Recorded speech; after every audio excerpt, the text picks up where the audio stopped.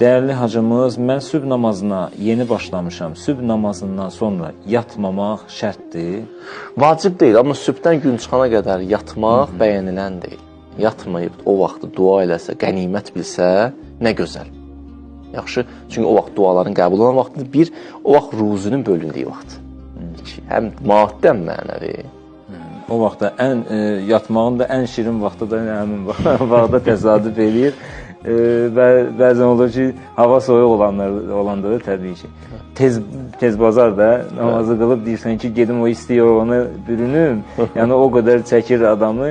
Mübarizə lazımdır da, bir sözlə mübarizə. Mübarizə, səy, çalışmaq lazımdır. Heç bir şey asanlıqla əmələ gəlmir həqiqətən də.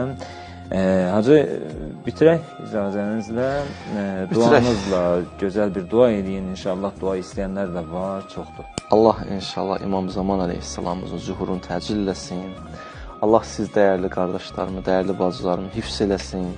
Suallarınıza görə sizə minnətdaram. Allahın nəzərində olasın inşallah. Amin. Allah hamımızı Əhl-i Beytlə məşhur etsin inşallah. Amin. Allah razı olsun. Allah sizə əcir versin, mükafatlandırsın sizi dünya və axirətdə. Hacı, böyük bir zəhmətə qatlaşırsınız. Bu söhbətləri eləmək üçün həqiqətən də böyük bir elm lazımdır. Gecə-gündüz mütaliə lazımdır. Həqiqətən asan deyil, asan gəlməz də hər halda bəziləri düşünürlər, bilirlər də bunu nə qədər məsuliyyət tələb edir.